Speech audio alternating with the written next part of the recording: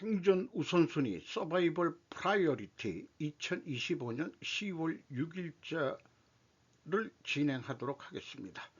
1.25 배속을 보시기 바라고요. 구독, 좋아요도 부탁드립니다. 오늘 편집 내용들이 되겠습니다.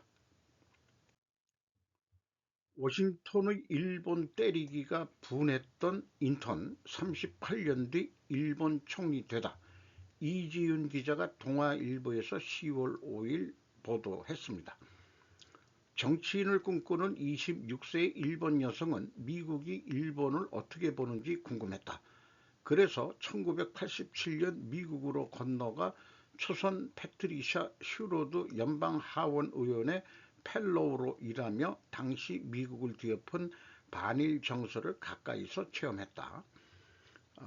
젊었을 때의 다카이치의 사진을 게재했네요. 미국에서 경험을 바탕으로 강한 일본을 주장하고 철의 여인 마거릿 대처 전 영국 총리를 롤모델로 삼았다. 총무상, 경제안전보장상 등을 거친 뒤 4일 삼수 끝에 자민당 총재 자리에 올랐다. 최근 다카이치 총재는 5,500억 달러 대미 투자 펀드가 일본 국익을 해치면 재협상을 요구할 수 있다고 맞섰다. 반면 아베 신조 전 총리의 노선 계승과 방위비 증액을 외친 그가 아베 전 총리와 친교가 깊었던 도널드 트럼프 미국 대통령과 밀착할 것이라는 전망도 나온다. 1980년대 미국을 휩쓴 일본 때리기 운동, 1982년에는 미시건주 디트로이트 외곽에서 크라이슬러 공장에서 근무하던 백인 부자가 중국계 미국인 엔지니어를 미국인의 일자리를 빼앗은 일본인으로 보고 야구 방망이로 구타를 해서 숨지게 한 사건이 벌어졌다. 미국의 경험, 보수적 국가관 형성의 영향, 다카이치 총재가 워싱턴으로 건너간 1987년 로널드 레이건 행정부는 일본산 전자제품에 100%의 보복 관세를 발표하며 일본 사회에 충격을 줬다. 다카이치 총재와 일했던 슈로드 의원도 대표적인 대일 강경파였다. 일본산 수입품에 안보 보호비 명목의 관세를 부과하자며 이른바 일본 안보 무임승차론에 힘을 실어줬었다. 국익 해치면 5,500억 달러 투자 재검토, 구체적인 숫자를 명시하는 약속을 해서는 안 된다고 주장했었다.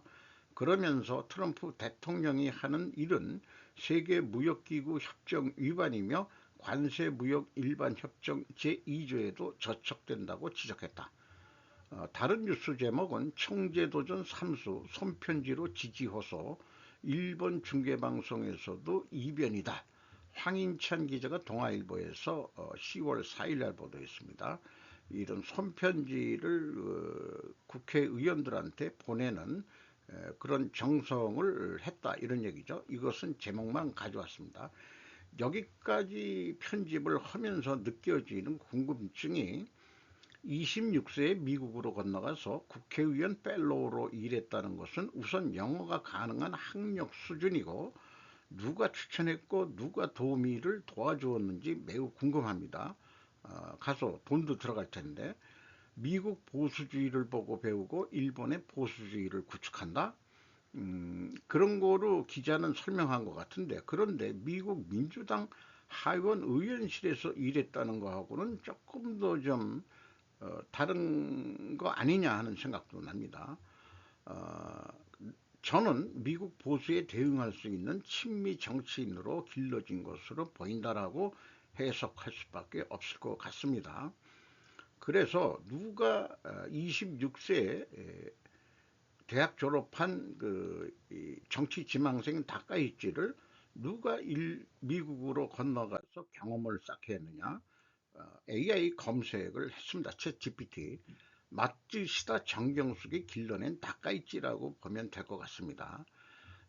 여기에 84년에 대학을 졸업했고 그 다음에 마츠시다 정경숙에 입학을 했었다고 그러네요. 그리고 이 85년에 그 플라자 합의가 일어났죠.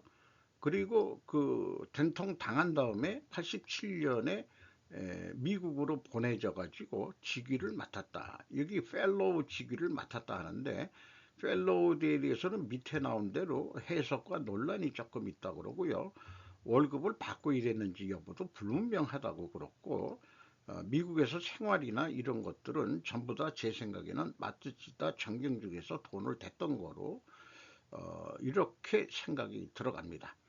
이런 거를 보면서 저는 최근에 우리나라의 록브리지 코리아가 일본의 마츠시다 정경수와 같은 그런 수준의 발전을 하기를 바라게 되는 마음이 생기게 되네요. 그래서 록브리지 네트워크 코리아라는 거를 또 AI 챗GPT에 검색을 해보면은 어, 원래 그 미국의 록브리지 네트워크라는 게 있는데 2019년에 창립이 됐고, 공동 창립자는 제이디 벤스 현재 부통령, 그리고 크리스 부스키리크라는 또 사람이 있네요. 보수 진영의 정치 기부 옹호 단체로 공화당 전통 조직 외곽에서 활동하며 보수 미디어, 정치 프로젝트, 선거 역량 강화 등에 투자한다고 합니다. 기술계 투자자들, 피터 틸, 페이팔 공동 투자자 팔란티어 이사회 의장, 막강한 사람이 실질적인 돈을 댄 사람인 것 같고, 레베카 머셔 등 이렇게 소개를 하고 있습니다. 보수 진영 기부자 참여가 보고됐다. 뉴스 스페이스에서 자료를 가져온 거로 AI는 답변을 하네요. 등급별 비용 구조도 존재한다. 회비를 뭐 적게 나는 사람, 또 많이 내는 사람, 뭐 이런 투자자 수준 멤버십 비용, 그러니까 평회원, 뭐 또 준회원, 뭐 그다음에 뭐 최고 회원, 뭐 이런 식으로 돼 있겠죠. 설립형 때는 미국 룩브리지 네트워크와는 일정 수준 연계되나 우리나라, 한국에서는 정치 참여보다는 싱크탱크, 정책 연구 조직 형태로 운영될 것으로 언론은 보도하고 있음. 한국경제. 목표 및 역할, 학자, 관료, 정치인, 언론인 등 국내외 엘리트 네트워크 결집해서 외교, 통상, 산업 등 다양한 분야에서 장기 국가 전략을 수립하는 것을 목적으로 하고 있답니다. 한미동맹 강화 및 국제질서 변화 대응 정치 논쟁을 배제하고 국익 중심과 실용 중심의 정책 제안을 강조한답니다. 이 대목에서 이제 뭐 좌파나 우파나 그 구분하지 않고 개나 소나 다 국익을 내세우는데, 국익에 대한 개념 정의가 과연 국익이란 게 뭐냐? 국민 한 사람 한 사람의 이익이냐, 아니면은 어떤 이 헌법에 의한 실체인 국가라는 거에 대한 국익이냐, 이런 것들에 대한, 또는 어떤 지배층만 위한 게 국익이냐, 이런 거 이것도 논쟁거리가 좀 될 것 같고요. 그런 측면에서 국익과 실용이라는 것과의 또 괴리 내지는 또 개념 차이가 있을 것 같기도 합니다. 이사장은 김혜영 전 더불어민주당 최고위원이었고, 이사진은 김부겸 전 총리가 들어와 있고, 정용진 신세계 회장이 들어와 있습니다. 또 고위 관료 출신들, 그 다음에 학계, 한양대 총장, 전이니까 전부 다좀 노땅이라는 얘기 같이 들리는데, 유독 정용진만 좀 현업이죠. 그리고 이 설립할 때 정영진 회장이 돈을 좀 왕창 냈다. 이 정영진 신세계 회장이 트럼프 아들을 만날 수 있는 그런 수준 이미 나타났죠. 그런 차이가 있을 것 같습니다. 요 사람 사진이 그 피터 틸입니다. 이렇게 생겼는데 독일계 미국인이라고 얘기를 하고 있습니다. 그 독일계 미국인이라 그래도 독일 쪽에 살았던 유대계 아닌가, 이런 생각도 들어갑니다. 일본 세총재 다카이치 사나의 유명 노포버 스카 월드도 요것을 취급 안 할 수가 없었겠죠. 그 슈카월드가 그 편집한 내용에 어떤 그래도 그 새로운 정보들이 있을 것 같습니다. 그래서 한번 이것도 읽어보도록 하겠습니다. 이시바 총리는 이번 부산 정상회담 직전에 고 이수연 씨 무덤을 참배했다. 7월 참여연 선거 참패로 총리직에서 내려오게 돼서 이번에 총리 선거를 하게 됐는데, 다카이치 사나에 씨는 1961년 3월생 만 64세로 나와 있고 일본 나라현 출신이네요. 우리로 치면 경기도 출신이라는 얘기입니다. 중의원을 10선이나 했다. 이거 대단한 거죠. 총무상, 경제, 안보상 등 관직 경험이 다수다. 그리고 강경 민족주의자고 다고 소개하고 있고, 최초의 여성 총리이자 일본의 정치를 급격하게 오른쪽으로 끌어갈 수 있다. 기시다 전 총리는 다카이치에게 탈레반 다카이치라는 별명을 붙였다. 일본 열도를 강하게 풍요롭게 한다는 캐치프레이즈를 달았네요. Make Japan Great Again. 마가가 아니고 이거는 마즈가라고 불러야 되나요? 마자가. 금리 인상은 어리석은 짓이다. 중국의 매우 비판적인 입장이고 평화헌법을 개정해야 한다고 주장. 보통 국가가 되자 아베가 얘기했던 거하고 거의 맥락이 같을 것 같습니다. 일본의 침략과 식민지 지배를 축소해서 말해왔다. 그녀는 과거에 혼인한 여성이 법적으로 남편의 성을 따라야 하는 법 개정에 반대한 바 있다. 남여성 전치 찬성을 했다. 동성 결혼에도 반대 입장을 표하고 있었다.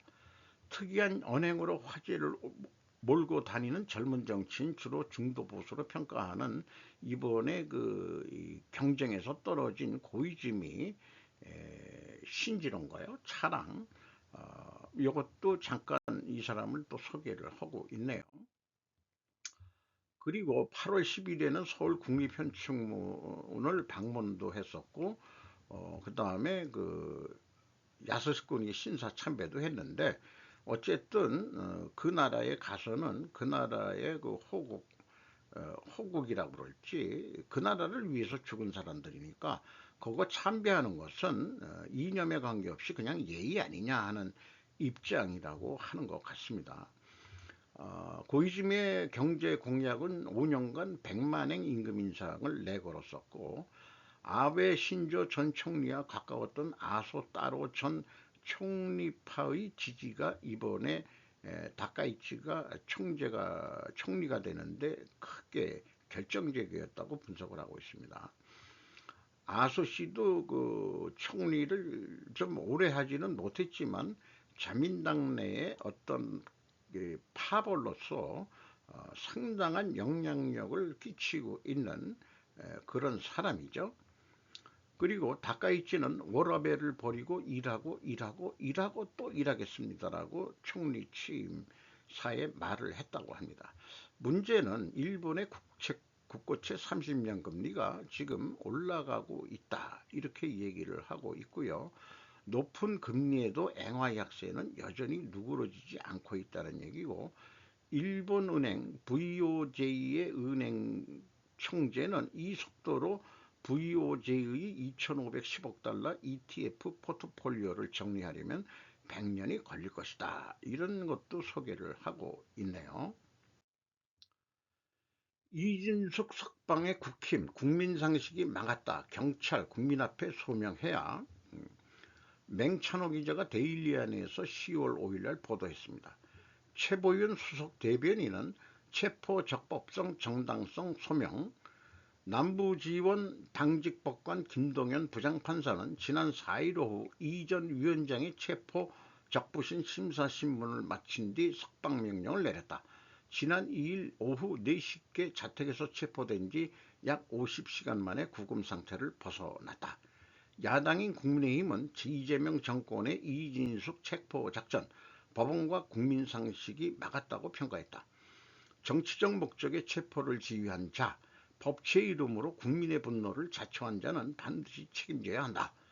지난해 더불어민주당이 이 위원장의 취임 하루 만에 탄핵소추안을 발의했던 일이 이번엔 면직 하루 만에 체포로 반복됐다. 정권이 한 사람을 축출하기 위해 탄핵, 조직 폐기, 체포까지 동원한 전례 없는 정치 보복이었다. 경찰 수사권 동점이 걱정되는 이유가 바로 여기에 있다. 1년 후 검찰청이 해체되면 모든 1차 수사권은 경찰이 독점한다며 경찰이 정권의 하명이나 눈치에 따라 편파 수사를 벌인다면 그 피해는 결국 국민에게 돌아간다. 백승하 더불어민주당 원내대변인은 체포는 정치적 목적이 아니라 권한을 남용하고 법을 무시한 공직자에게 내려진 민주주의 사회의 필연적 심판이라고 또 강조했답니다. 어쨌든 이진숙 씨가 좀 잘 버티는 것 같기도 합니다만은 이렇게 이 못살게 굴러다가 그 역공을 더불어민주당이 당하지 않을까 모르겠어요. 이 정도 이 말하자면은 그 정치적 그 보복 피해 같은 거를 당하면은 오히려 차기 저는 대통령 후보로도 될 수 있지 않겠냐. 뭐 글쎄요, 제 개인적인 느낌입니다만은 그 일본도 다카이치가 됐는데 한국도 좀 여성 지도자가 한번 또 나오는 것도 뭐 되지 않겠냐. 그러면은 언론에 이렇게 자꾸 노출시켜주면은 이진숙 씨한테만 좋은 거지 더불어민주당은 그런 걸 잘 몰라요. 더 유명해진다는 것을 그런 생각을 하게 되네요. 그래서 이 뭐 템플릿으로 항상 그 얘기하는 겁니다만은 상권 분립이란 게 크기가 적당해야지 상대적인 크기가 법원을 찌그러뜨리려고 이렇게 하니까 법원도 여기에 대응한 거 아니냐 이런 생각도 들어가네요. 현재 우리나라는 대표적으로 그 상권 분립이 실패한 국가 같습니다. 정부와 국회가 너무 왼쪽으로 가놓고는 가만히 있는 것을 구구라고 공격한다. 사법부가 자정장치의 역할을 크게 기여만 해야 한다. 자정장치 용어는 넥서스에 나옵니다. 그래서 이 앞과 연결이 되는 그런 건데 우리나라 주변에 5대 강국이 5대 강국이 아니고 4대 강국 자관 이렇게 지금 둘러싸고 있는데 저는 이 비율을 이 세 사람 시진핑, 김정은 그다음에 푸틴을 3인의 저승사자라고 부르고 다카이치와 그 트럼프를 2인의 시리우스 큰 개자리 작은 개자리 이렇게 비유하면 딱 맞을 것 같네요. 천국에 가는 과정에 겪어야 될 그런 별자리를 통과해야만 합니다. 신과 함께 그런 게 나오죠. 전기요금, 제조업 생존 위협, 2천억 전기요금 인상 날벼락, 국회 달려온 CEO 속사정, 최운길 2데일리에서 10월 5일날 보도했습니다. 산업용 전기요금 충격, 현장 기업인 전기요금 제조업 생존을 위협하고 있다. 3년 새 7번 80% 인상, 미중 해외보다 비싸. 이대로면 제조업 해외 유출 일자리 충격이 증가한다. 미래 신재생 중요하지만 제조업 현실 살펴야 한다. 이렇게 하소연을 하고 있답니다. 나온 사람은 HD현대 ENF 대표이사 겸 HD현대오일뱅크 기술부분장 전무가 국회에 와서 전기요금 현실을 호소했답니다. 어쨌든 최근에 그 산업용 전기요금이 227%가 인상이 됐고 주택용은 42%가 인상이 됐다는 것을 표현해주고 있고 나라별로 이 산업용이 일본보다 아니 미국보다도 더 높고 중국보다도 더 높고 프랑스만이 우리나라보다 좀 더 산업용이 약간 좀 높은 거 정도 수준 전기값이 좀 내려야 되지 않겠냐. 미국이 이렇게 제일 낮다고 한다 그러면은 기업들이 아웃 밖으로 나간다는 거죠. 밖으로 나갈 수도 있다. 이런 표현을 하고 있습니다. 계절 날씨 바꾼 데이터로 학습, 적 미사일 찾아내는 AI. 김지환 기자가 조선비지에서 10월 5일 날 보도했습니다. 방산 스타트업 젠젠 AI.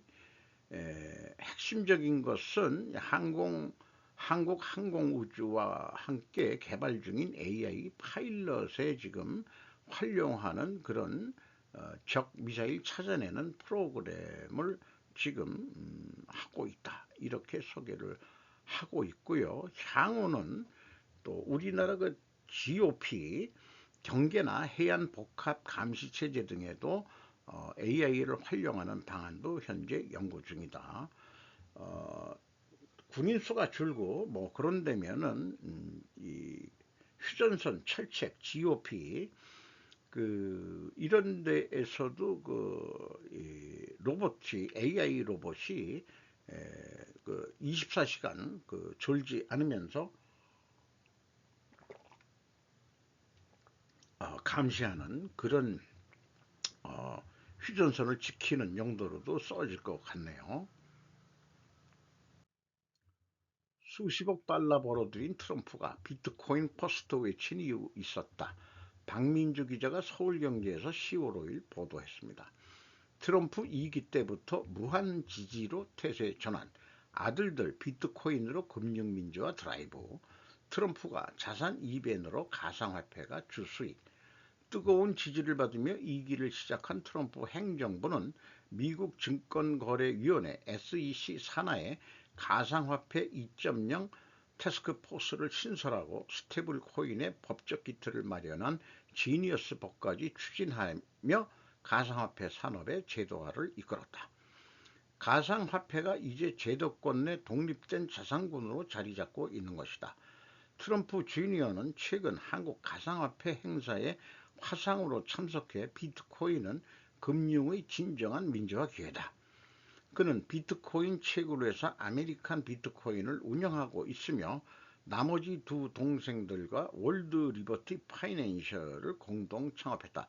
특히 WLFI에는 최근 코인을 주요 가상자산 거래소에 상장했고 트럼프 일가는 약 25%를 보유해 50억 내지 60억 달러 규모의 자산을 확보한 것으로 알려졌다라고 소개를 하고 있습니다. 열도를 뚫어라 반도체 유니콘 리벨리온의 일본 지출. 최태범 기자가 머니투데이에서 10월 5일 보도했습니다. 일본에 거점을 설립한 한국 중소기업으로 2021년에는 67개 업체가 있었는데 2022년에 99개 업체로 늘어났고 2023년에 167개 업체, 2024년에 208개 업체인데 2025년이 끝나가면은 이게 더 상당히 우리나라 중소기업이 일본의 거점을 만드는 그런 기업들이 꽤 늘어날 것 같습니다. 보수적이고 신중한 일본의 문화는 해외 기업 입장에서 높은 진입장벽으로 작용한다. 신뢰 구축과 현지 레퍼런스 확보, 제품 서비스의 철저한 현지화 없이는 사업 확장에 한계가 따른다는 분석이다.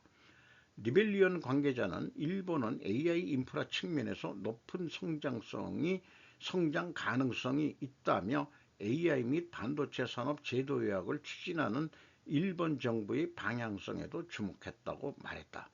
일본 시장의 특성으로는 신중한 의사결정 구조와 정교한 커뮤니케이션을 요구한다는 점을 뽑았다.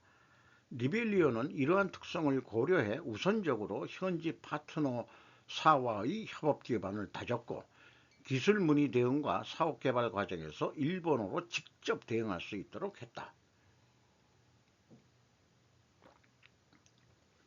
국내 대형 통신사 SK텔레콤과 KT를 전략적 투자자이자 고객으로 유치하고 AI 반도체를 상용화한 경험은 일본 현지 통신사와 소통하며 사업을 논의할 때 긍정적 요인으로 작용했다. 일본 VC 투자를 받은 것도 현지 네트워크 확장과 시장 이해에 도움이 됐다 해서 리벨리온이 3,400억 규모의 시리즈 C 투자 유치를 했다라는 소개를 하고 있습니다. 트럼프, 하마스 압박에 튀르키예가 도움, 에르도안은 내 친구. 이혜원 기자가 뉴시스에서 10월 5일 보도했습니다. 엑시오스 인터뷰에서 하마스 거절 않도록 도와달라고, 네타냐후도 통화에 설득, 비비 승리할 기회다. 6일 이집트에서 인질협상 초기 철군선 쟁점이 전망이 된다. 도널드 트럼프 미국 대통령이 제안한 가자지구 정전 구상을 하마스가 조건부로나마 수용하게 된 배경엔 튀르키예의 압박과 협조가 있었다. 통화에서 트럼프 대통령은 내가 당신을 위해 많은 일을 했으니 이제 당신이 이 일을 해달라고 말했다고 한다. 트럼프 대통령은 하마스의 발표 이후 이스라엘의 안전한 인질 석방을 위해 공격을 즉시 중단하라고 요구했다. 우리 계획에 전 세계 모든 국가가 찬성하는 등 큰 호응을 보였다. 비비도 찬성한다며 하마스도 먼 길을 왔다. 그들은 그것을 원하고 이제 우린 이제 끝내야 한다고 덧붙였다. 이스라엘군은 이날 오전을 기해 가자 지구에서 작전을 방어 중심으로 전환하고 부대 보호에 필요한 것 이상의 공습을 중단했다. 트럼프 대통령은 이날 트루스 소셜을 통해 이스라엘이 1차 철수선까지 철군하는 데 동의했으며 하마스가 승인하면 즉시 휴전이 이루어진다고 발표했다. 이집트는 인질 석방을 위한 이스라엘과 하마스 간 간접 협상이 6일 샤르멜 셰이크에서 시작될 것이라고 밝혔다. 협상에선 1차 철수선이 협정 핵심 쟁점이 될 것이라고 전망했습니다. 그렇다면 궁금해지는 것은 트럼프가 에르도안을 위해 어떤 많은 일을 했다는 내용은 무엇일까? 그래서 이런 경우 이제는 챗 GPT라는 좋은 도구가 있기 때문에 질문을 하면은 여러 가지 알려주는 게 많네요. F-35 전투기 판매 재개 가능성 논의를 했었고, 시리아 제재 완화 해제하는데도 트럼프가 많이 도움이 돼서 터키 입장을 배려한 그런 것도 있다는 얘기고요. 그 다음에 난민 국경 안보, 쿠르드 문제에 대한 터키 측 입장을 또 배려한 것도 있고, 또 과거 터키 내정 관련 행사 축하 및 공식 인정도 했었다. 터키 내 정치제도 변화, 에르도안이 국민투표 해가지고 승자가 될 때 이건 공산주의 같이 선거 하나마나 뻔하게 돼 있는 거 이런 식으로 했는데, 어쨌든 그때 읽었던 기억으로는 에르도안의 현재 강요들 중에 미 월가 출신들이 다수 포진해 있다는 것만 하더라도 현재 에르도안 정권은 미국의 영향력을 받고 있는 거다라고 생각이 들어갑니다. 처방약 변경 시의 부작용 경험이라고 제목을 붙여봤는데요. 요 왼쪽의 글을 한번 읽어보시고 어떤 느낌이 드시는지 소리내어 읽어보겠습니다. 일반 사람들은 대부분 착하다. 그런데 가끔 알면서도 나쁜 짓을 한다. 그리고 일반 사람들은 악의를 억누르려고 매일 발버둥 친다. 부패한 사람들은 그런 것에 신경을 끊는다. 당신은 부패한 사람들에 들어가는가? 그런데 사악한 인간들은 전혀 다른 종들이다. 사악한 인간들은 악해도 된다고 믿고 행동으로 그것을 정당화한다. 그래서 양심과 분리된 폭력성을 드러낸다. 사악한 그들은 누가 어떤 대가를 치르든 관심이 없다. 바로 그런 부분에서 우리가 다른 것이다. 나는 죗값을 치르려는 부패했던 나쁜 놈에 불과하다. 영화 속의 킬러의 철학입니다. 그런데 이것을 미안하지만은 제약에다가 제가 제 경험을 비유해서 의사가 나쁜 거를 한 건지 사악한 세력인지를 식별을 해야 될 것 같아요. 많은 제약회사 영업맨들은 종합병원 의사들을 만나기 위해서 줄을 선다. 많은 환자들을 진료하는 시간 중 잠깐의 짬을 이용하여 진료과로 만나러 들어간다. 아마도 정해진 시간을 따로 정해져 있는 것은 아닐 것이다. 제약회사 영업맨들이 단합을 했던지 아니면 담당 의사와 합의가 되었던지 의사와 면담하는 날 여러 제약회사 직원들이 동시에 기다리는 것을 여러 번 목격을 했습니다. 자기 회사의 약을 처방 전에 써달라는 부탁하기 위해서 말이죠. 문제는 약을 변경했을 때 부작용이 있을 수 있는 것을 경험했으며 이 때문에 다시 약 처방을 바꾸어 주었던 경험이 있습니다. 원인은 잘 모르지만은 약 처방이 바꾼 후에 제 몸에 이상 증상이 나가지고 지난해 아주 뜨거운 여름 때 그래서 나의 담당 진료과 의사가 아닌 타 진료과의 검진 결과로 저 사람이 우리 병원에서 뭔 약을 어, 그, 그 의사 선생 당신이 그 처방해 준 약을 먹고 혹시 부작용이 있는 거 아닌가 하는 의심이 들어서 둘이서 서로 그 의견을 나눴던 거로 됐습니다. 그리고서 이제 정기 진료 때 찾아갔더니 약을 줄이는 거로 그렇게 해서 요즘 하나를 줄여가지고 전에 새로 처방했던 약을 빼고 옛날 먹던 약 중에서도 또 하나를 줄이고 그런데도 지금 이상 없이 그러니까 과용을 했던 거 아닌가 하는 생각도 잠깐 이 양약이라는 게 좋은 점도 있지만 부작용이 났을 때 좀 문제가 되는데 병원 측에서는 다 쉬쉬하겠죠. 이 제약회사가 사악한 인간들인지 의사가 나쁜 종자들인지 사악한 그들은 누가 어떤 대가를 치르든 관심이 없다. 이런 거 잘 해가지고 우리나라도 징벌적 손해배상을 하는 그런 제약회사에 이런 등 거기에 호응했던 그 의사들 그 뭐 영화에도 그런 영화가 많이 있었죠. 마약 성분이 있는 약을 처방한다든지 뭐 등등 그런 거하고 비교를 좀 해보고 싶네요. 외부의 적과 싸우는 이유, 내부의 적과 싸우는 미국. 요것도 그 슈카월드 내용인데 이것은 시간상 시간이 계신 분들은 소리내어 읽어보시기 바랍니다. 장관, 이유는 러시아라는 외부의 적과 싸우는데 미국은 현재 내전 상태나 마찬가지다. 내부의 적과 싸우고 있는 것이다. 최근에 미국의 영화 디카프리오가 나오는 영화에도 사실 내전 같은 그런 영화가 최근에 나온 거가 있네요.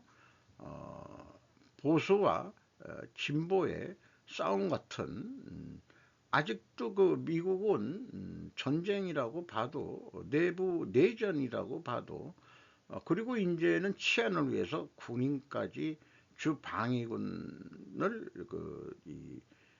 말하자면 동원하겠다는 얘기도 지금 이미 실제 동원되기도 했고요. 그런 내용이 있네요.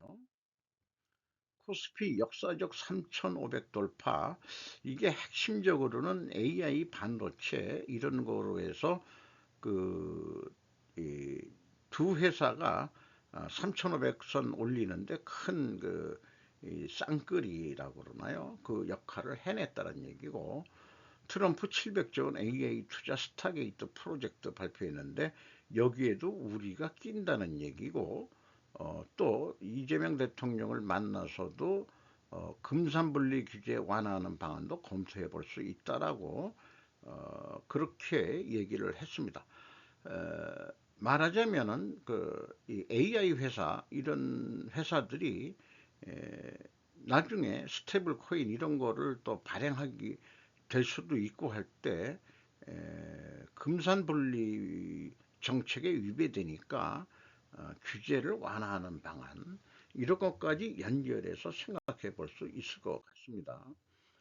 다만 골드만삭스 CEO 데이비드 솔로몬은 이번에도 다르지 않을 것 같다. 시장은 순환적이고 승자 패자를 만들기 때문에 향후 1, 2년 내에는 시장은 하락할 수도 있겠다.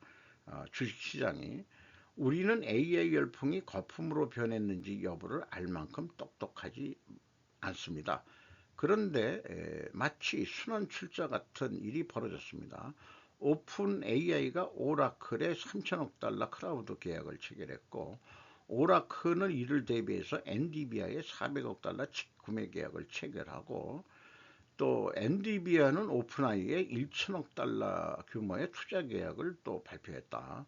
이거 보면은 나머지들은 다 파생상품 같은 성격인데 상호 순환 출자로 AI 반도체 동멸결생과 같은 그런 역할 아니겠는가 이렇게 정리가 되네요.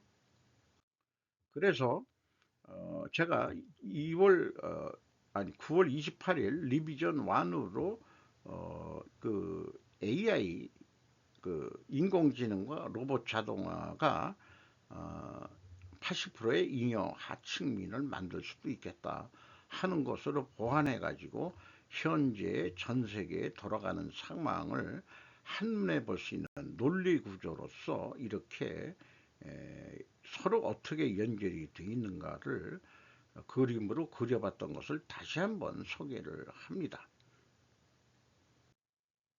오늘도 좋은 하루 되시기 바랍니다.